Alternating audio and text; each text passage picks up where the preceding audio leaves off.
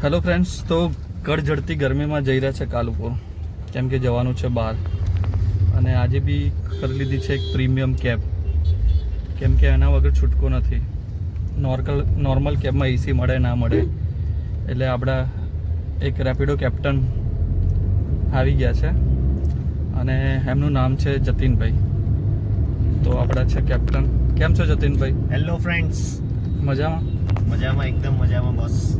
બરાબર. તો જતીનભાઈ, તમે ક્યાંના રહેવાસી છો?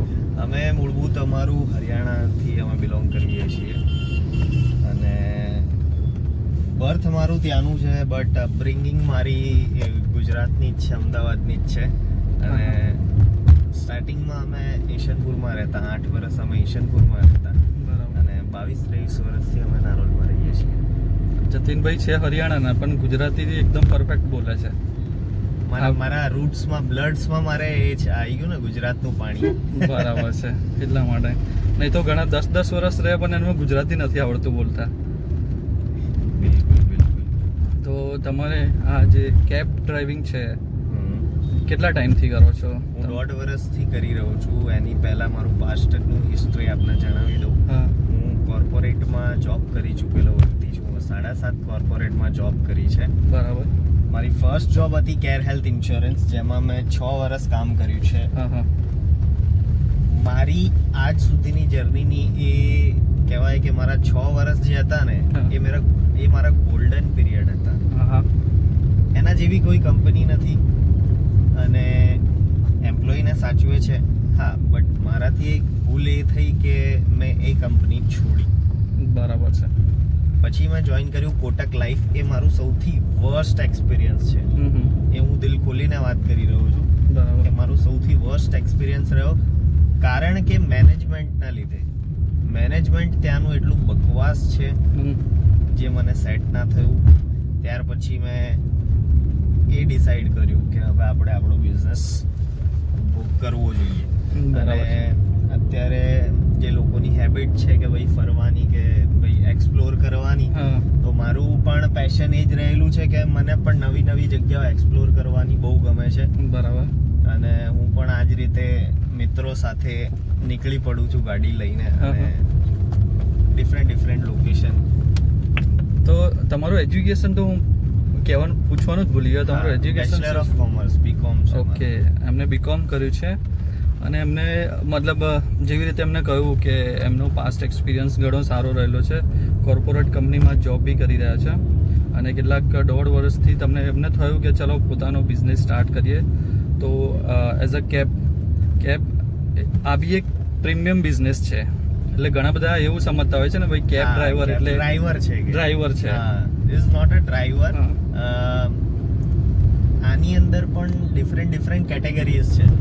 જેમ કે હવે હું એક સેગમેન્ટ પકડવાનું વિચાર કરી રહ્યો છું કે હું ફાર્માસ્યુટિકલનું જે છે બુકિંગનું, કોર્પોરેટ બુકિંગ માટે હું પ્રયત્ન કરી રહ્યો છું. કોઈ સારી કંપની મને મળી જાય તો હું એની અંદર મારું જે કહેવાય ને, જે મારું પાસ્ટ મેં કોર્પોરેટમાં કામ કરેલું છે એ હું B2B મોડલમાં જ હું કામ કરતો. બરાબર છે. એટલે હું એ પણ આ મારી જે પોતાની જે છે ફર્મ, જે આરવ ટૂર્સ એન્ડ ટ્રાવેલ્સ કરીને, સો હું એ એક્સપ્લોર કરવા માંગુ છું કે બીજી કેટેગરીઝમાં હું B2B માં જ કામ કરું. હવે એક ક્વેશ્ચન મારો એવો બી છે કે ઘણી બધી પ્લેટફોર્મ છે, બરાબર છે, બુકિંગના પ્લેટફોર્મ છે. ઓલા છે, ઉબર છે, રેપિડો છે, કોઈ સવારી બવારી આવી છે. તો તમને સૌથી બેસ્ટ કઈ લાગે છે ને કેમ? બેસ્ટ મને ક્લાયન્ટ લાગે છે. ઓકે. મને પ્લેટફોર્મ પર ડિપેન્ડ નથી. પ્લેટફોર્મ પર ડિપેન્ડ નથી. ઓકે. કોઈ પણ પ્લેટફોર્મ પર ડિપેન્ડ નથી.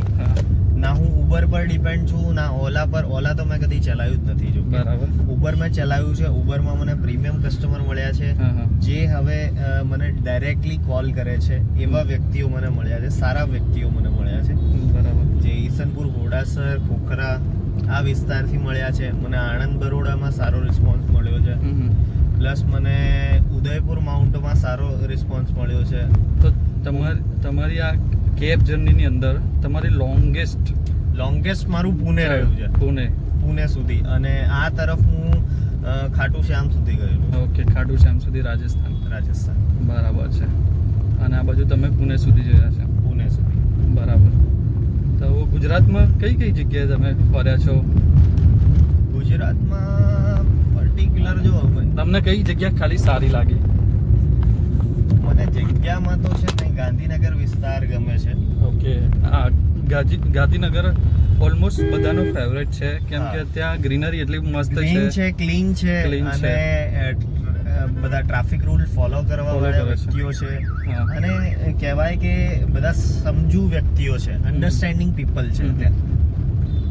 એક ગાંધીનગર છે અને બીજું હરિયાણાનું એક સિટી, કયું સિટી એ મતલબ સિમિલર છે એ બી, ક ખ ગ ગ પરથી છે, ચંદીગઢ. ચંદીગઢ. હા, ચંદીગઢ ઓલમોસ્ટ આ બંને સેમ ટાઈપ સિટી છે એવું મેં સાંભળ્યું છે. ચંદીગઢમાં મેં વિઝિટ બી કરેલી છે હમ. અને એ બી મતલબ સારું એવું સિટી છે. સો તમે અપકમિંગ ડેઝમાં તમે ક્યાં જવાનું વિચારી છે? કઈ છે પ્લાનિંગ તમારું? અપકમિંગ ડેઝમાં મારે કેદાર જવાનું મેં વિચાર્યું હતું. ઓહો. એ કંપનીથી મને એક અસાઇનમેન્ટ મળવાનું હતું જે બરાબર. અમદાવાદથી ચંદીગઢ માટેનું હતું. હા હા. દેન ચંદીગઢે ડ્રોપ કર્યા પછી હું જવાનો હતો કેદાર મારા બ્રધર સાથે. જે બરાબર. મારા મામાનો દીકરો છે હમ. એનું કામ એનું પેકિંગ એન્ડ મૂવિંગ્સનું કામ છે. બરાબર. Packers and movers. હા, પેકર્સ એન્ડ મૂવર્સ છે. સો એ અમદાવાદની સૌથી મોટી જે આર્ટ ગેલેરી છે ત્યાંથી એનું બિઝનેસ સારું બરાબર. એ એક્સપાન્શન મોડ ઉપર છે અત્યારે. હમ. સો જે કંઈ પણ આર્ટ વર્ક હોય છે એને પ્રોપરલી પેકિંગ કરીને દેન આફ્ટર એને ક્લાયન્ટના ડિસ્પેચ કરે છે. ક્લાયન્ટના લોકેશન સુધી એને સેફલી મોકલવાનું હોય છે. એનું મેઇન કામ એ જ છે કે કંપનીના જે અસાઇનમેન્ટ એને મળે છે એને પ્રોપર વેથી એને કહેવાય ને કે વર્ડ મને યાદ નથી કે ઓકે, ચલો. ડોર ટુ ડોરનું એનું કામ છે. બરાબર છે. તો પ્રોપર પેકિંગ સાથે કસ્ટમરને ફૂલ્લી સેટિસ્ફેક્શન મળે કે ભાઈ એનું જે આર્ટ વર્ક જે આવ્યું છે એ પ્રોપર પેક થઈને અને વિધાઉટ એની ડેમેજ એટલે પ્રોપર વેમાં પેક થઈને ને એના ડોર સુધી પહોંચ્યું છે. તમને એવું કોઈ કસ્ટમર મળ્યું કે તમે આમ કંટાળી ગયા હોય કે ચલો આ કસ્ટમર ક્યાંથી આવી ગયું, એવું કોઈ ટાઈમ ના, થાય? એવું મને આજ સુધી કોઈ મળ્યો નથી અને હું ભગવાન સાથે એવી પ્રાર્થના કરું છું કે એવો વ્યક્તિ મને મળે પણ નહીં. બરાબર. હા, ખડૂસ વ્યક્તિઓ મને મળે છે પણ એ કહેવાય ને કે એક સર્ટેન ટાઈમ પછી એ ફ્રેન્ડલી થઈ જાય છે. બરાબર છે. એવા વ્યક્તિઓ મને મળે છે પણ મારું નેચર એવું છે કે ઓલમોસ્ટ ઓન નેચર કે નેચર તમારું કેવું છે એની ઉપર ડિપેન્ડ છે બધું. બિલકુલ. અમુક કસ્ટમર જે હોય છે ચૂપચાપ બેઠા હોય છે તો હું પણ વધારે ડિસ્કસ નથી કરતો એમની સાથે. હા, એ બી છે. આ તો કસ્ટમર મને કહે છે કે ભાઈ ચલો, જેમ કે આપ મળ્યા મને હા. અને આપે કીધું કે ચલો આપણે એક આ રીતનાનું અમારું એક કોન્સેપ્ટ છે કે ભાઈ મને આ રીતનાની હોબી છે કે ભાઈ હું દરેક વ્યક્તિ સાથે હું એક સારી મેમરીઝ રહે, બરાબર છે. અને હું ફરતો રહું છું દરેક જગ્યાએ. મને શોખ છે આ રીતનાનો. તમારા મેરેજ થઈ ગયા છે? હા, મેરેજ થઈ ગયા છે મારા. બરાબર છે. સરસ. અને ભગવાનની દયાથી મને એક ડોટર પણ છે. Very good. એ 3 વર્ષની થશે હવે ઓગસ્ટમાં. Very good. સરસ. બીજું કે અત્યારે છે ને ગાડીમાં બહુ કોમ્પિટિશન થઈ ગઈ છે. બિલકુલ. બધી નવી ગાડી આવે છે અલગ અલગ કંપનીની. તો તમને કઈ કંપનીની ગાડી તમને વધારે પસંદ છે અને કેમ? અને તમારું ફ્યુચર પ્લાનિંગ છે કે આ ગાડી ફ્યુચર લેવાનું? પ્લાનિંગ છે મારું અર્ટિગાનું છે. ઓકે. અને મારું સુઝુકી સાથે હું છેલ્લા કહીશ કે 2-2.5 વર્ષથી જ હા. છું એની સાથે, કેમ કે મારી પાસે બે સ્વિફ્ટ ડિઝાયર છે. ઓકે. એક હું ચલાવી રહ્યો છું, બીજી મારા બ્રધર પાસે છે. બરાબર.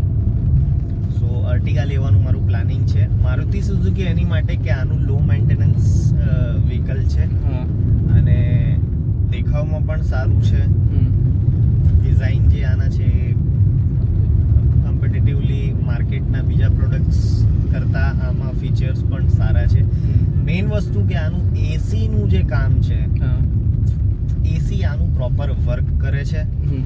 વિધિન કહેવાય ને કે બીજી કંપનીના રનિંગ કોસ્ટ જે મેન્ટેનન્સ આવતું હોય છે 10,000 કિલોમીટરે 20,000 કિલોમીટરે 10,000 કિલોમીટરે એપ્રોક્સ મારું 5,000 to 6,000 નું આવતું હોય છે બરાબર મેન્ટેનન્સ કોસ્ટ 10,000 કિલોમીટર. તો અમની લેશે અર્ટિગા નેક્સ્ટ પ્લાનિંગ છે એ બી ટેક્સી પાર્સિંગ જ કરાવશો એ ટેક્સી પાસે હા એટલે ઓલવેઝ ટેક્સી પાર્સિંગ જ કરાવશે કેમ કે એમનો બિઝનેસ છે એટલે અને એમને પોતાનો બિઝનેસ એક્સપાન્ડ કરવો છે અને એક ઊંચા લેવલ પર લઈ જવું છે એમને બી એવો ઈરાદા છે. આરો ટૂર્સ એન્ડ ટ્રાવેલ્સ નારોલના દરેક ખૂણામાં હોવું જોઈએ. ઓહો મારું એ વિઝન છે અત્યારે. બરાબર અત્યાર માટે નારોલ પૂરતું જ છે. દેન એને એક્સપ્લોર કરીને હજી મારે એક્સપ્લોર કરવું પડશે થોડું ઘણું. સો એના પછી આગળનું વિચારીશું. ચલો તો એમને ગુડ લક અને thank you so much for આપણી જોડે ડિસ્કશન કરવા માટે. ચલો થેન્ક યુ સો મચ. જય હિન્દ. જય હિન્દ.